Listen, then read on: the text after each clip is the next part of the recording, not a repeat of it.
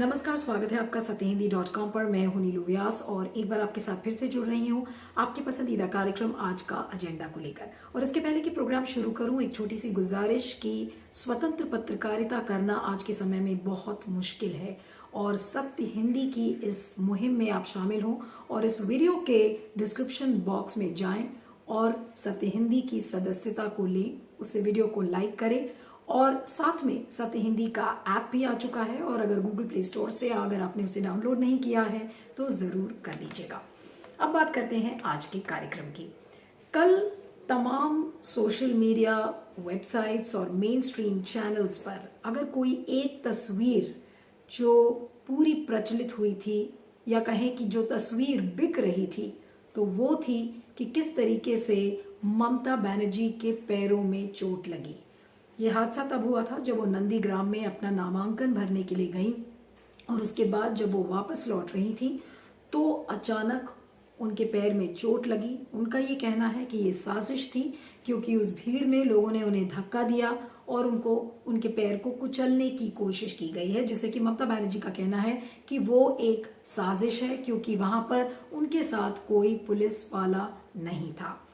इसको लेकर अब जांच की बात कही जा रही है चुनाव आयोग की तरफ से और आज दोनों बीजेपी और तृणमूल कांग्रेस दोनों आज चुनाव आयोग से मिलने के लिए गए थे और ये रिपोर्ट एक्सपेक्टेड है कि किस तरीके से इसमें क्या साजिश का एंगल है। जैसा कि ममता बनर्जी कह रही हैं कि ये साजिश के तहत उनको पैरों में चोट लगी है। कल जब वो लौट रही थी तो उसके बाद जब उन्हें चोट लगी तो बताया जा रहा है कि उनकी जो बाईं एड़ी है उसमें काफ़ी चोट आई है, उनकी हड्डी में चोटें आई हैं, उनके हाथ पर चोट लगी है, गर्दन पर चोट लगी है, कंधों पर चोट लगी है, तो चोट गहरी है। और आज जो ममता बनर्जी के जो भतीजे हैं अभिषेक बनर्जी, उन्होंने भी एक तस्वीर फेसबुक पर पोस्ट की थी जिसमें दिखाया जा रहा है कि ममता बनर्जी हॉस्पिटल बेड पर लेटी हुई है और उनके पैरों में प्लास्टर बंधा है। और जब अभिषेक बनर्जी ने ये पिक्चर पोस्ट की है तो उन्होंने साथ में एक मैसेज लिखा है कि बीजेपी को बंगाल के लोगों की ताकत 2 मई को पता चलेगी। तो ये एक मैसेज आया था और अभी थोड़ी देर पहले ममता बनर्जी ने एक वीडियो के मैसेज में ये कहा है कि उनकी तबीयत पहले से स्थिर है और वो जरूरत पड़ेगी तो व्हील चेयर पर बैठकर वो कैंपेन करेंगी। अब आपको बता दें कि जो खबरें आ रही हैं उसके मुताबिक तृणमूल कांग्रेस ने अपने कैंपेन को 14 तारीख तक स्थगित कर दिया है। आज तृणमूल कांग्रेस का मैनिफेस्टो जारी किया जाना था तो उसको भी स्थगित कर दिया है किसी आगे की तारीख को लेकर। लेकिन एक बात तो साफ है कि ममता बनर्जी को चोट गहरी लगी है और जो कि उनके पैरों में जो प्लास्टर बंधा है वो इसका साफ सबूत है और हो सकता है कि अगले वो 2 या 3 दिन अभी हॉस्पिटल में ही रहेंगी। लेकिन आज जो सबसे बड़ा सवाल है कि इस हादसे को क्या ममता बनर्जी राजनीतिक तौर पर भुना पाएंगी या नहीं भुना पाएंगी। अब जो टीएमसी के कार्यकर्ता हैं आज उन्होंने जमकर कादम बगाची, सियालदा और हसनाबाद जैसे इलाकों में और बीरभूम जैसे इलाकों में वहां पर उन्होंने विरोध प्रदर्शन किया, रेल रोको भी किया है। तो कहीं ना कहीं अब जो राजनीति है इसको लेकर पूरी गर्मा चुकी है। टीएमसी के कार्यकर्ताओं ने ये आरोप लगाया है कि जो चुनाव आयोग है वो पश्चिम बंगाल में लॉ एंड ऑर्डर की स्थिति नहीं संभाल पा रहा है और जहां तक सुरक्षा का सवाल है वो ममता बनर्जी को सुरक्षा देने में भी नाकाम रहा है। लेकिन एक बात तो बिल्कुल साफ है कि जो बीजेपी के हौसले इतने दिनों से हम देख रहे थे कि बुलंदी पे थे और वो बिल्कुल आश्वस्त थे कि वो पश्चिम बंगाल में उनकी जीत ऑलमोस्ट पक्की है, तो ममता बनर्जी ने अपने चोट से जो ये एक इमोशनल कार्ड खेला है और चोट की सीरियसनेस पर मैं बिल्कुल सवाल नहीं खड़ा कर रही हूं क्योंकि किसी के तबीयत का मामला है, वो अस्पताल में है। लेकिन इसको लेकर, चोट को लेकर जो भावनात्मक कार्ड ममता बनर्जी ने खेला है वो अपने आप में एक तस्वीर है और अपने आप में कहानी बयान करता है। और बहुत सारे लोग ये कह रहे हैं कि हो सकता है कि इस तस्वीर में वो पोटेंशियल हो कि आगे का जो पूरा राजनीतिक लैंडस्केप है वो बिल्कुल इस तस्वीर से बदल जाए। तो जो ये इमोशनल कार्ड ममता बनर्जी ने खेला है, आज ये सवाल उठता है कि क्या बीजेपी इससे बैकफुट पर आ गई है। अब आपको बता दें कि जो जितने भी सर्वेज हैं उन्होंने यही कहा है कि तृणमूल की जीत पक्की है, लेकिन उन सर्वेज में ये भी कहा है कि बीजेपी ने अपनी जो पैठ है उसको पश्चिम बंगाल में मजबूत किया है। लेकिन अब सवाल ये उठता है कि इस हादसे से, यानी कि ममता बनर्जी के पैरों में चोट लगने के बाद, और जिस तरीके से वो साजिश के एंगल की बात कर रही हैं और जिस तरीके से अब इसको पूरे हादसे को राजनीतिक मोड़ दिया जा रहा है विरोध प्रदर्शन करके, तो लोग ये कह रहे हैं कि ममता बनर्जी सिंपैथी गेन करने की कोशिश कर रही हैं।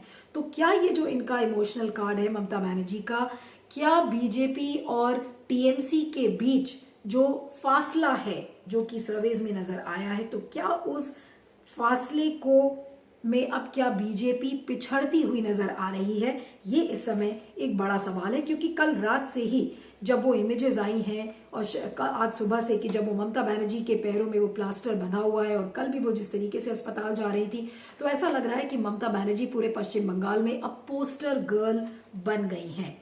लेकिन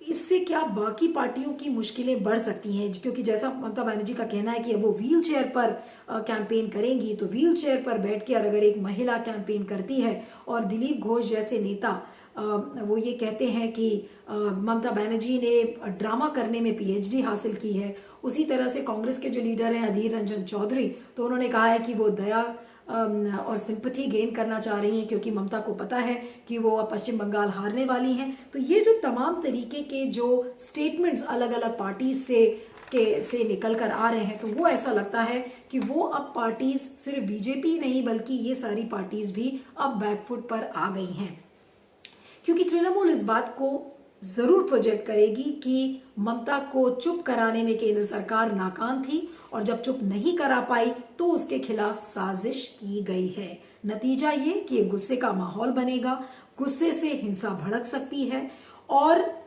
इससे सिंपैथी किसको जाएगी? एक महिला जो कि ममता बनर्जी है और एक कोई वो साधारण महिला नहीं है। अब आपको बता दें कि अगर आप ममता बनर्जी का एक ट्रैक रिकॉर्ड देखें तो ये पहली बार नहीं है कि ममता बनर्जी पर इस तरीके का अटैक हुआ है। देखिए, हम किसी भी तरह की हिंसा के हम हमेशा खिलाफ है, चाहे वो किसी के भी विरुद्ध हो। लेकिन आज जिस तरह का जो वातावरण आज पश्चिम बंगाल में निर्मित किया गया है, उसके लिए कहीं न कहीं जिम्मेदार जो है ममता जी खुद है।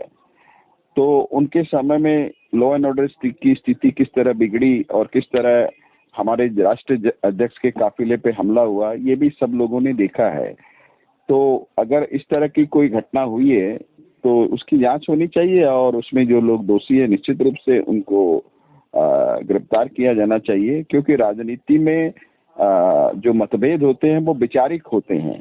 वैचारिक मतभिन्नता हो सकती है और हर राजनीतिक दल को अपनी बात कहने का, अपनी बात रखने का अधिकार है, लेकिन उस अधिकार को कहीं न कहीं उस अधिकार को बाधित स्वयं ममता जी ने ही किया था।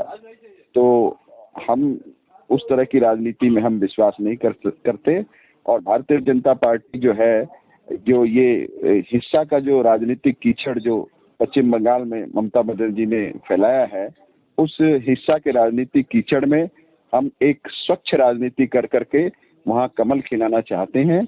और ये पश्चिम बंगाल की जो जनता है ये परिवर्तन का मन बना चुकी है और आने वाले समय में वहाँ परिवर्तन निश्चित रूप से होगा। और जैसा कि हमारे नेता श्री नरेंद्र मोदी जी और अमित शाह जी और जेपी नड्डा जी की सभाओं में जिस तरह से जन सैलाब उमड़ रहा है, उससे मुझे ऐसा लगता है कि भारतीय जनता पार्टी के नाम की आंधी नहीं बल्कि वहाँ सुनामी चल रही है। पहली बात यह है कि चोट उन्हें लगी है वो दिख रहा है, तो चोट के बारे में कोई डिस्प्यूट पहले जो कहा गया कुछ दलों की तरफ से, ये सिंपैथी वेव क्रिएट करने के लिए अपने आप को चोट देकर झूठ बोलना, ये नहीं लगता, क्योंकि अब 4 डॉक्टर की कमेटी बन चुकी है। गवर्नर खुद जाकर डॉक्टर से बात किए हैं, वो हॉस्पिटलाइज्ड है, 14 तारीख तक सारे प्रोग्राम कैंसल्ड है। इतना तो क्लियर है कि सीरियस चोट लगी है। अब चोट का सोर्स क्या है, इसको लेकर डिस्प्यूट है।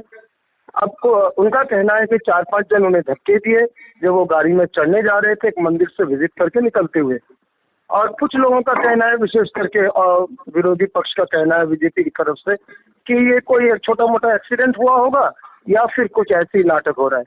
सो एक दो वहाँ के एक दो लोगों ने कहा भी है कि बहुत ज्यादा भीड़ था, उनके गाड़ी को घेर के पुलिस वहाँ ज्यादा थी नहीं, तो उस वक्त कुछ धक्का मुक्का हुआ भी हो सकता है या ऐसे ही वो गिर गई होंगी कहीं पे, ऐसा भी हो सकता है। तो ये क्लियर नहीं है वाकई कि चोट का सोर्स क्या है, लेकिन जो क्लियर है कि चोट लगी है।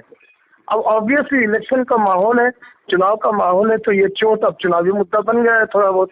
आज पिछले कल शाम को और आज दिन भर बंगाल के हर जिले में टीएमसी ने मिছিল निकाला और जुलूस निकाला और उन्होंने कहा कि ये इस तरह का अटैक करके हमें दबाया नहीं जा सकता वगैरह वगैरह। और बीजेपी जहाँ पे वो एक्सीडेंट या मारपीट या जो भी हुई होगी, वो चोट जहाँ लगी थी उस जगह में बीजेपी ने टायर जलाकर कहा कि ये नाटक है।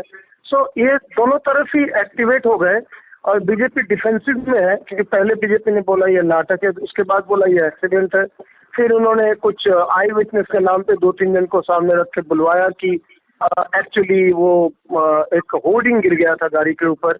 सो कई वर्जन्स आ रहे हैं, इसलिए हम कुछ भी नहीं जानते as an observer, as a non political observer. मैं नहीं जानता कि सच्चाई क्या है, इतना तो जानता हूँ कि चोट उन्हें लगी है। ये पहली बार नहीं है, जैसा मैंने कहा, कि ममता पर हमला हुआ है और उन्होंने अपना भावनात्मक कार्ड खेला है। 1990 में जब हजरा क्रॉसिंग जो दक्षिण कोलकाता में जब लेफ्ट कार्डर्स ने ममता बनर्जी के ऊपर अटैक किया था तो उनका सिर फूट गया था और तब वो कांग्रेस की युवा नेता थी और उस समय की जो इमेज है वो सबके दिमाग में बसी हुई है। उस समय जो प्रधानमंत्री थे राजीव गांधी, तो उन्होंने मेडिकल केयर में उनकी मदद की थी, लेकिन उस इंसिडेंट के बाद ममता बनर्जी ने अपने राजनीतिक करियर में पीछे मुड़कर नहीं देखा और जब भी देखा गया है कि जब भी वो किसी वीक विकेट पर होती हैं तो अपना इमोशनल कार्ड खेलती हैं और जो कि बहुत कम नेता उस निपुणता से खेल पाते हैं।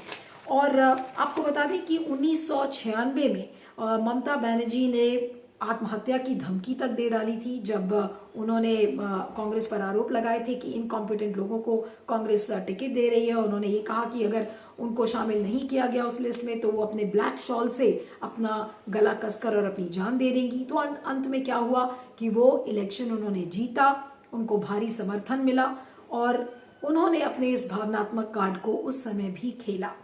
कई लोग ममता बनर्जी को मेलोड्रामा क्वीन कहते हैं और अपने तरीके से वो जिस तरीके से इमोशंस खेलती हैं तो उनके जो प्रतिद्वंदी हैं, जो पॉलिटिकल अपोनेंट्स हैं, वो भी कभी अचंभे में पड़ जाते हैं। इसलिए अचंभे में पड़ते हैं तो वो बिल्कुल इनकॉम्पिटेंट से महसूस करते हैं, तो फिर उसको वो क्या नाम देते हैं? वो कहते हैं कि ममता बनर्जी थिएट्रिक्स कर रही हैं, ड्रामा कर रही हैं या नौटंकी कर रही हैं, जैसा कि कल भी इस हादसे के बाद कुछ नेताओं ने बोला।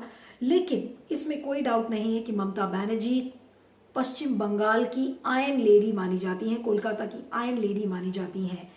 और आपको ध्यान होगा कि कुछ साल पहले सेक्रेटेरिएट के पास जो टोल प्लाजा था उस पर आर्मी का डिप्लॉयमेंट हुआ था। उसके बाद उन्होंने किस तरीके से अपनी जिद में कहा कि वो सेक्रेटेरिएट छोड़कर तब तक नहीं जाएंगी जब तक कि आर्मी पीछे नहीं हटती। उन्होंने कहा कि क्या ये मिलिट्री कू है, इसलिए वो सेक्रेटेरिएट में रात भर बिताएंगी लोकतंत्र को बचाने के लिए। तो इस तरीके के इमोशनल कार्ड्स हमेशा उन्होंने खेले हैं और जिसकी वजह से हमेशा जो उनके जो प्रतिद्वंदी हैं वो बैकफुट पर आ जाते हैं। और बिल्कुल इसी तरह से जब ये हादसा हुआ है, अब ये साजिश है या नहीं है इस पर अभी मैं नहीं जाना चाहती हूँ क्योंकि वो जांच का विषय है, लेकिन जो इमोशनल कार्ड इस इंसिडेंट से ममता बनर्जी ने खेला है उससे जरूर उनके लिए एक सिंपैथी होगी और इस इमोशनल कार्ड से बीजेपी जैसी जो पार्टीज हैं या कांग्रेस जैसी जो पार्टीज हैं वो बैकफुट पर जरूर आ जाएंगी। अब आपके सामने कुछ बड़े सवाल रखना चाहती हूं जिस पर मुझे आपके फीडबैक का जरूर इंतजार रहेगा। ममता बनर्जी को लगी चोट गहरी है, इसमें कोई दो राय नहीं है क्योंकि उनके पैरों पर लगे प्लास्टर इस बात का सबूत है और कोई भी पार्टी जानबूझकर अपने कैंपेन पर ब्रेक नहीं लगाएगी, वो भी ऐसे दिन जब आज शिवरात्रि के दिन वो अपना मैनिफेस्टो लॉन्च करने जा रहे थे, तो कोई भी पार्टी जानबूझकर इस तरीके का काम नहीं करेगी।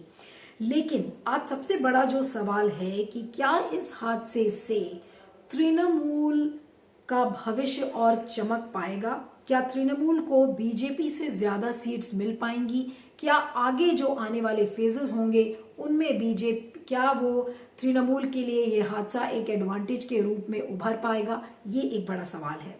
दूसरी बात रही जो राजनीतिक हिंसा की है। पश्चिम बंगाल में हमने देखा है कि राजनीतिक हिंसा का एक पैटर्न और कल्चर हमेशा से रहा है, चाहे लेफ्ट हो चाहे टीएमसी हो। बल्कि ममता बनर्जी ने जब 2011 में उनकी सरकार जब बनी थी तो उन्होंने यही प्रॉमिस किया था लोगों से कि वो परिवर्तन लेकर आएंगी, और जिस तरीके की हिंसा का दौर हमने लेफ्ट के रेजिम में देखा था वो नहीं देखने को मिलेगा। लेकिन ममता बनर्जी उस हिंसा को रोकने में नाकाम रही हैं, और शायद यही वजह है कि ममता बनर्जी भी उसी हिंसा का आज शिकार हो गई हैं। आपको ध्यान होगा कि कुछ महीने पहले अभी हाल में ही जेपी नड्डा के कॉन्वॉय पर हमला हुआ था, और उस समय बीजेपी ने पश्चिम बंगाल में अपना राजनीतिक ग्राउंड मजबूत किया था, क्योंकि उसी समय नड्डा जी नए बीजेपी के अध्यक्ष भी बने थे, उनको अपनी पेट बनानी थी और ये दिखाना था कि देखिए पश्चिम बंगाल में जाते ही उन्होंने वहां का जो पॉलिटिकल ग्राउंड है वो कितना मजबूत कर दिया है बीजेपी के लिए। तो ये तमाम तरीके की बातें उस समय भी आई थी। लेकिन जो अब सवाल उठता है कि ममता बनर्जी ने अपनी जमीन को अपने इमोशनल कार्ड से क्या वो अब और उपजाऊ बनाएंगी? सर्वेस तो ये कहते हैं कि हो सकता है कि ममता के लिए एडवांटेज हो, उनकी सरकार बन पाएगी, लेकिन तृणमूल और बीजेपी के बीच का फासला लोग कह रहे हैं कि बहुत कम होगा। तो क्या अपनी जमीन को ममता बनर्जी और मजबूत करेंगी और उपजाऊ बनाएंगी इस इमोशनल कार्ड को खेलकर? लेकिन जो सबसे बड़ा जो इस समय गौर करने वाली बात है कि क्या कोई भी पार्टी पश्चिम बंगाल में राजनीतिक हिंसा के बिना कोई चुनाव जीत नहीं सकती। बीजेपी भी इसी बात का उल्लेख कर रही है, तृणमूल कांग्रेस भी इसी बात का उल्लेख कर रही है। तो ऐसा लगता है कि जो राजनीतिक हिंसा का कल्चर है वो पश्चिम बंगाल के पॉलिटिकल लैंडस्केप से शायद कभी नहीं हट पाएगा। पार्टीज भले ही परिवर्तन की बात करें, लेकिन एक्चुअल सिचुएशन जो एक्चुअल चुनाव है वो ऐसा लगता है कि वास्तविकता में सिर्फ हिंसा से ही जीता जा सकता है, जहां तक पश्चिम बंगाल का सवाल है। अब जो एक और सवाल उठता है कि बीजेपी ने ममता बनर्जी को मजबूर किया अपने हिंदुत्व की पॉलिटिक्स से कि वो स्टेज पे चढ़कर और चंडी पाठ करें, हिंदू कार्ड की बात करें। हमने इसके पहले ममता बनर्जी को मुस्लिम अपीजमेंट करते हुए देखा था, लेकिन हिंदू अपीजमेंट करते हुए ममता बनर्जी को बहुत कम लोगों ने देखा। तो सवाल ये उठता है कि इन सारे कार्ड्स को खेलने के बाद इन्होंने हिंदू कार्ड भी खेल लिया, मुस्लिम अपीजमेंट कार्ड भी खेला, और इन सारे कार्ड्स को खेलने के बाद अब जो ममता बनर्जी की ये चोट है, क्या ये तृणमूल के लिए एक राजनीतिक राहत का आगाज हो पाएगा या नहीं हो पाएगा, ये बड़ा सवाल है। लेकिन इस इमोशनल कार्ड और ममता की इस चोट का जो एक नैरेटिव इस समय पश्चिम बंगाल में बन रहा है कि वो एक नई पोस्टर वुमन के रूप में उभर रही है, एक सिंपैथी वेव कहीं ना कहीं आ रही है अपने उनके वीडियो मैसेज से, और अगर आने वाले दिनों में वो व्हील चेयर पर कैंपेन करती हुई दिखेंगी तो जो राजनीतिक हवा है वो पश्चिम बंगाल की बिल्कुल बदल जाएगी। लेकिन जो मेरा सवाल है कि इन सारे इमोशनल नैरेटिव के बीच जो असली मुद्दे हैं, लोगों के असली मुद्दे, चाहे वो रहने की व्यवस्था को लेकर हो, चाहे पानी की व्यवस्था हो, चाहे गवर्नेंस की बात हो, वो सारी बातें पीछे हट गई हैं। पॉलिटिकल पोलराइजेशन ऐसा लग रहा है कि बिल्कुल अब फॉर फ्रंट पर आ गया है।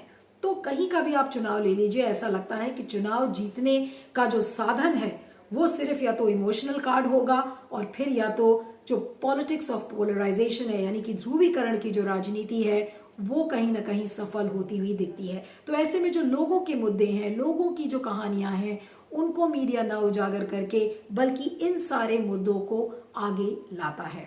लेकिन अब आपको बता दें कि चुनाव आयोग की वो रिपोर्ट आनी है कि पश्चिम बंगाल में ममता बनर्जी के साथ साजिश हुई है या नहीं हुई है। एक वीडियो भी 2 मिनट का करीब आया है जिसमें ये देखा गया है कि ममता बनर्जी अपनी गाड़ी पर चढ़कर वो कैंपेन कर रही हैं और उनके साथ बॉडीगार्ड्स भी हैं। तो साजिश का एंगल स्टैब्लिश करना ये जांच का विषय है। अब चुनाव आयोग इसको लेकर क्या कहता है। लेकिन जो लॉ एंड ऑर्डर की स्थिति है वो पश्चिम बंगाल में अच्छी नहीं है, और जैसा कि मैंने कहा कि राजनीतिक हिंसा ही एक बढ़ता हुआ नैरेटिव नजर आ रहा है, और इस नैरेटिव को कोई चीज अगर मजबूत करती है तो वो है ममता बनर्जी का ये इमोशनल कार्ड, सिंपैथी कार्ड। तो क्या अब ममता बनर्जी इस सिंपैथी कार्ड से पश्चिम बंगाल को तीसरी बार जीत पाएंगी या नहीं जीत पाएंगी? इसी सवाल के साथ आज के प्रोग्राम को खत्म करती हूं। और गूगल प्ले स्टोर से अगर आपने सत्य हिंदी के ऐप को डाउनलोड नहीं किया है तो जरूर कर लीजिएगा। आप मुझे ट्विटर पर फॉलो कर सकते हैं, मेरा ट्विटर हैंडल है @neelu317। बने रहिएगा सत्य हिंदी पर। Thank you so much. सत्य हिंदी का ऐप डाउनलोड करें गूगल प्ले स्टोर पर।